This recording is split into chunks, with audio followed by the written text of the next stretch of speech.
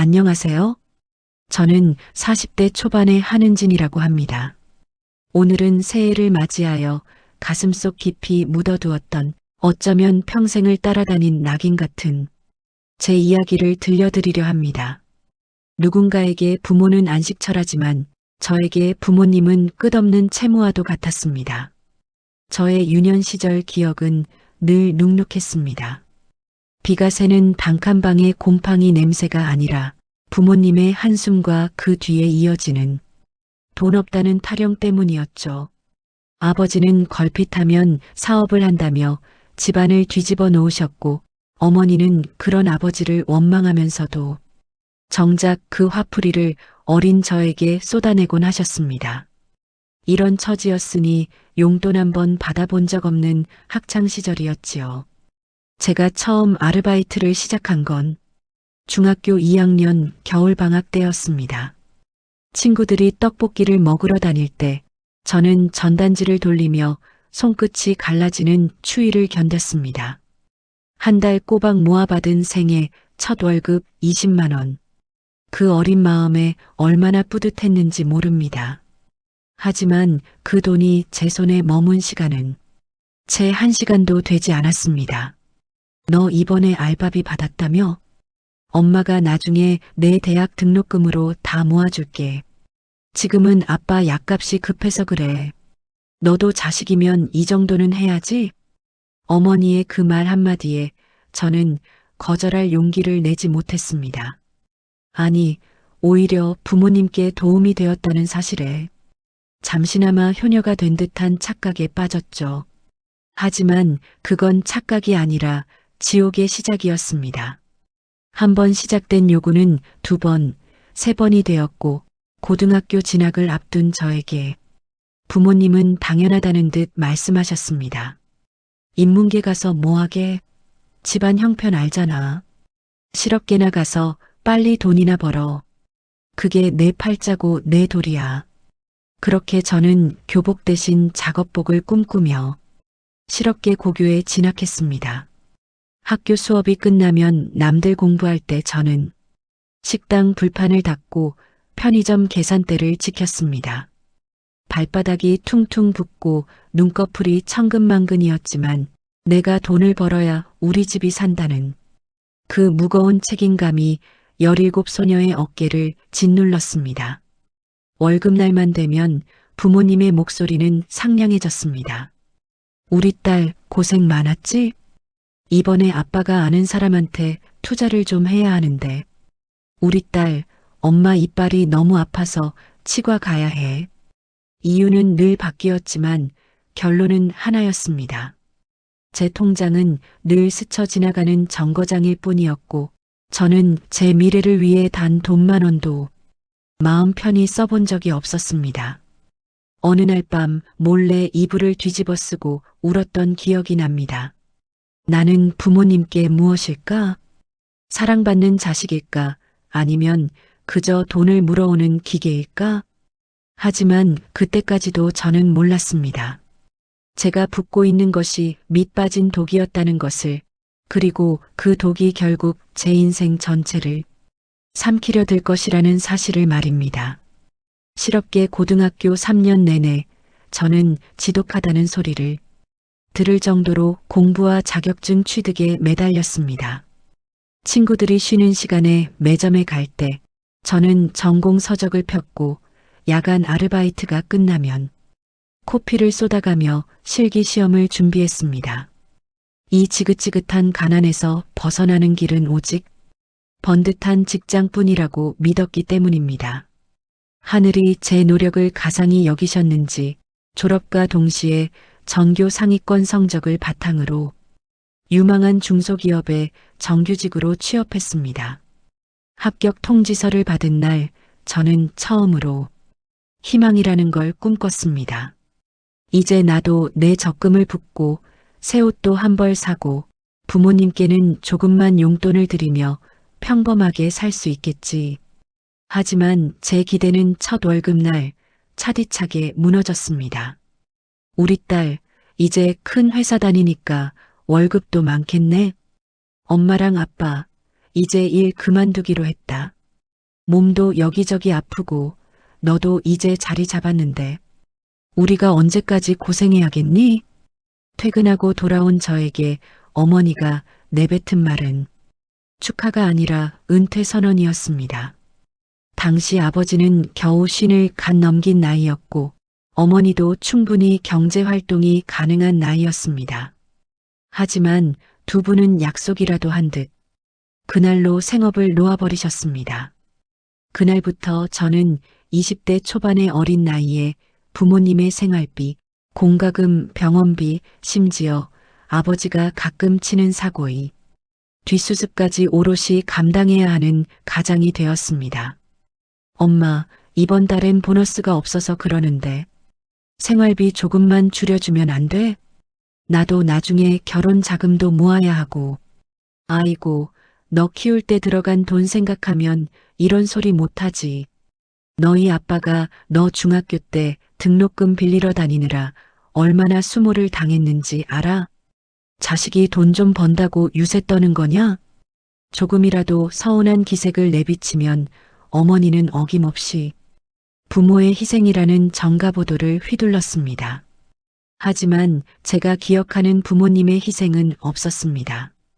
제 등록금은 제가 알바해서 냈고 집안의 빚은 제 월급으로 갚고 있었으니까요. 제 통장은 여전히 숫자가 적혔다 사라지는 마법의 장부였습니다. 친구들이 예쁜 가방을 사고 해외여행을 갈 때 저는 점심값을 아끼려 도시락을 싸들고 다녔습니다. 회사 동료가 은진 씨는 월급 받아서 다 어디에 써요? 라고 물을 때마다 가슴 한구석이 송곳으로 찌르는 듯 아팠습니다. 부모님은 제가 얼마나 치열하게 버티는지 관심조차 없었습니다. 그저 매달 정해진 날짜에 입금되지 않으면 너 변했다, 효도할 줄 모른다며 전화기에 불이 나게 독촉할 뿐이었죠. 마치 저를 자식이 아니라 매달 이자가 나오는 예금 상품처럼 취급하셨습니다. 그 무렵 저는 거울 속 제 얼굴을 보며 생각했습니다. 내 청춘은 어디로 가고 있을까? 내 인생의 주인은 과연 나일까? 아니면 나를 갉아먹고 있는 저 부모님일까? 숨이 막혀오는 나날들이었습니다. 숨이 턱 끝까지 차오르는 일상 속에서도 기적처럼 사랑이 찾아왔습니다. 회사 협력업체 직원으로 우연히 인사를 하게 된 남편은 제 고단한 삶을 묵묵히 들어주던 유일한 대나무 숲이었죠. 제 처지를 다 알면서도 이제는 내가 당신의 울타리가 되어주겠다며 손을 잡아준 사람, 그 사람과 결혼을 결심했을 때 저는 처음으로 부모님으로부터 독립할 수 있다는 희망에 부풀었습니다. 하지만 그것은 저만의 착각이었습니다. 결혼 소식을 전하던 날 부모님의 입에서 나온 첫 마디는 축하한다가 아니었습니다. 결혼? 그럼 이제 우리 생활비는 누가 주니? 너 결혼하면 우리더러 굶어 죽으라는 거야? 어머니의 날 선 목소리에 심장이 덜컥 내려앉았습니다. 부모님에게 제 결혼은 자식의 행복이 아니라 현금 인출기가 사라지는 비상사태였던 겁니다. 그때부터 부모님의 악랄한 간섭과 요구는 상상을 초월했습니다. 너 그 집에서 예단비 얼마나 준대?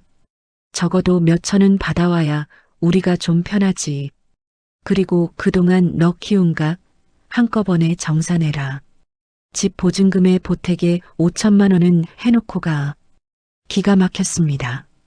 제가 중학생 때부터 벌어다 바친 돈만 합쳐도 집 보증금은 넘을 텐데 이제는 제 미래를 담보로 퇴직금을 요구하고 있었습니다. 돈이 없다고 울며 매달려도 소용없었습니다. 아버지는 술을 드시고 남편의 직장 근처까지 찾아가 행패를 부리겠다고 협박까지 하셨죠. 갈등은 상견례 날 극에 달했습니다. 격식을 갖춰야 할 자리에서 어머니는 사돈 어른들 앞에서 대놓고 돈 이야기를 꺼냈습니다. 우리 딸이 효녀라 그동안 집안 살림을 다 책임졌어요. 그래서 말인데 결혼하고 나서도 매달 일정 금액은 우리한테 보내주기로 약속해 주셨으면 좋겠네요. 그래야 우리도 안심하고 딸을 보내지 않겠습니까? 순간 식사 자리는 얼음장처럼 차가워졌습니다. 남편의 부모님은 당혹스러운 표정을 감추지 못하셨고 저는 수치심에 고개를 들 수 없었습니다. 그 자리에서 부모님을 끌고 나오고 싶었지만 발이 움직이지 않았습니다. 제 얼굴은 화끈거렸고 눈물조차 나오지 않는 깊은 절망감이 저를 덮쳤습니다. 집으로 돌아오는 길, 저는 부모님께 소리를 질렀습니다. 제발 좀 그만하세요. 내가 엄마 아빠한테 뭐야? 자식이긴 해? 아니면 그냥 돈 버는 기계야? 그러자 돌아온 건 어머니의 매몰찬 뺨 세례였습니다. 인연이 머리 굵어졌다고 부모한테 대들어? 너 낳고 미역국 먹은 게 아니다. 귀한 자식으로 만들어줬더니 어디서 행패야? 그날 밤 저는 깨달았습니다. 이 집구석에 가족이라는 온기는 애초에 없었다는 것을요. 부모님에게 저는 그저 자신들의 안락한 노후를 위해 착취해야 할 대상일 뿐이었습니다. 결혼 준비 기간 내내 저는 축복 대신 저주 섞인 원망을 들어야 했고 제 마음은 이미 갈갈이 찢겨 누더기가 되어버렸습니다. 지옥 같은 상견례를 치르고도 제가 결혼을 강행했던 건 어쩌면 이 집에서 도망칠 수 있는 마지막 비상구라고 믿었기 때문일지도 모릅니다. 남편과 시댁 어른들께는 죽을 때까지 갚지 못할 죄송함을 아는 채 저는 도살장에 끌려가는 소처럼 겨우 결혼식장에 들어섰습니다. 신부 입장곡이 울려 퍼질 때도 제 머릿속엔 오늘 축의금은 또 얼마나 빼돌리실까 하는 걱정뿐이었습니다. 아니나 다를까 부모님은 식장에 들어온 제 지인들의 축의금 가방을 따로 챙기려다 시댁 측과 실랑이를 벌였고 그 소식은 신부 대기실에 있던 제 귀에까지 들려왔습니다.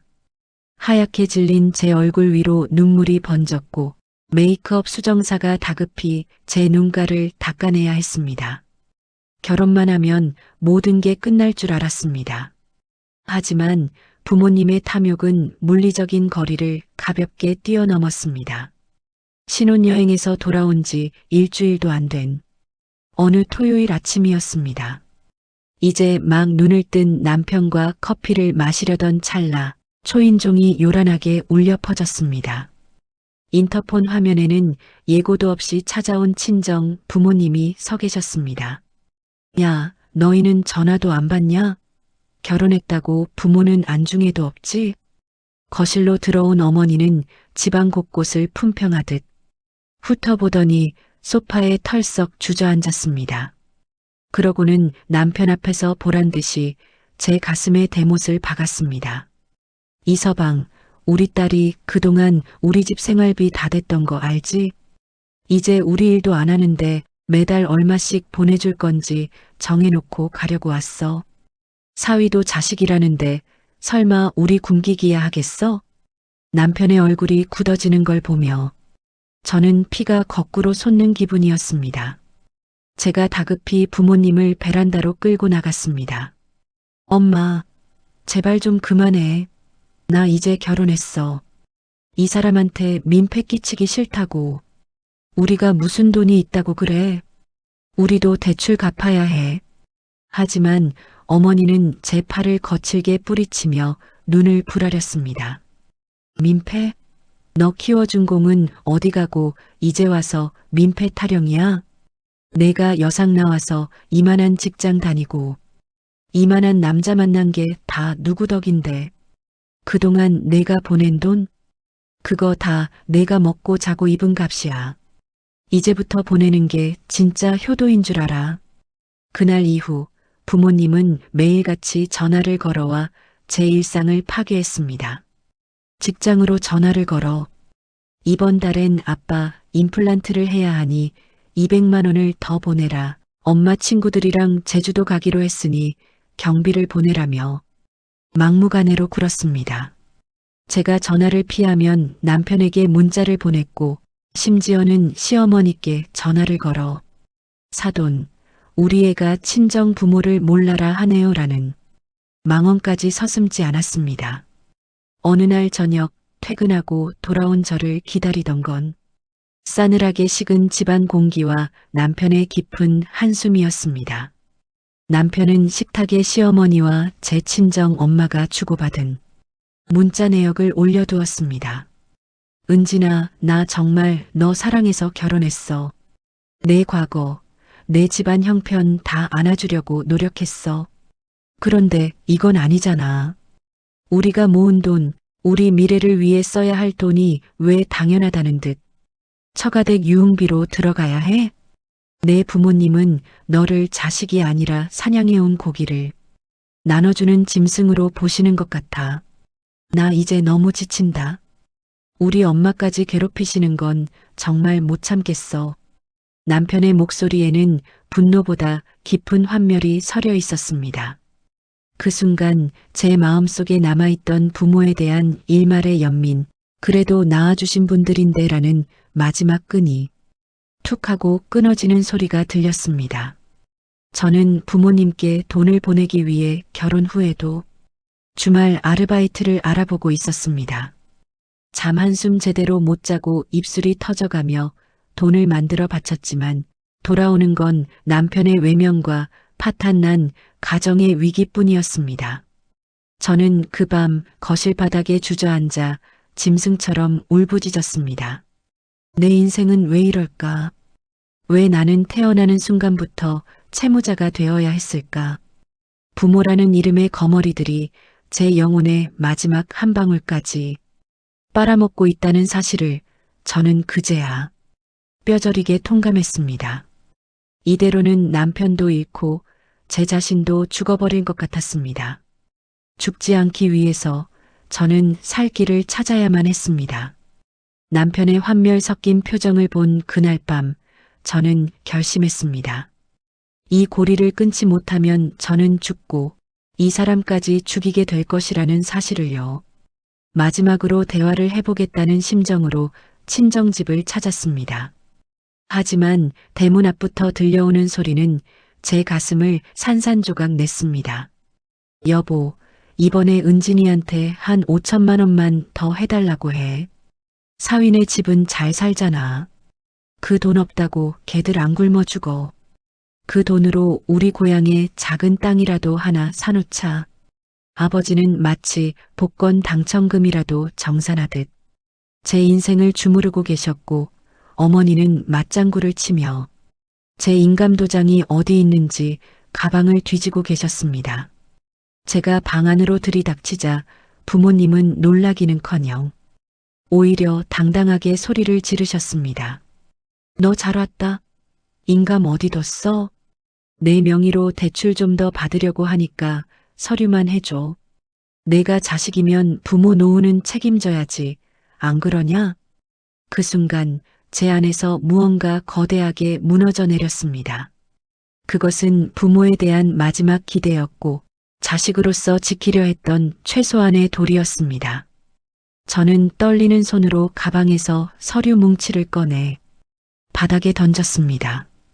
그동안 제가 부모님께 입금했던 내역들, 그리고 제가 고등학교 때부터 작성했던 가계부였습니다. 이게 제가 지난 10년 넘게 엄마 아빠한테 바친 제 청춘의 기록이에요. 중학생 때 전단지 돌려받은 20만 원부터 신혼집 대출 원금까지 빼서 드린 돈까지 전부요. 이제 더 이상은 없어요. 아니, 안 줘요. 어머니는 표정이 싹 변하며 제 머리채를 잡으려 달려들었습니다. 인연이 미쳤나? 어디서 부모한테 돈 타령이야? 너 낳아준 값이 이 정도밖에 안 돼? 저는 어머니의 손을 차갑게 뿌리쳤습니다. 그리고 단호하게 말했습니다. 엄마, 아빠, 저 오늘부로 두 분 자식 안 할 겁니다. 오늘 이 시간 이후로 연락 한 통이라도 더 하거나 남편 괴롭히면 그동안 들인 돈 전부 부당이득 반환 청구 소송 걸 거예요. 증거는 여기다 있어요. 그리고 저 개명하고 이사 갑니다. 다시는 절 찾지 마세요. 아니, 죽었다고 생각하세요. 아버지는 술병을 집어 던지며 쌍욕을 퍼부었고 어머니는 거실에 주저앉아 동네가 떠나가라 곡소리를 내며 저를 천하의 불효녀로 몰아세웠습니다. 하지만 신기하게도 그 소리들이 더 이상 아프지 않았습니다. 대문을 나서는 제 발걸음은 생전 처음 느껴보는 해방감으로 가볍기까지 했습니다. 그 후로 저는 휴대폰 번호를 바꾸고 남편과 함께 멀리 떨어진 도시로 이사를 했습니다.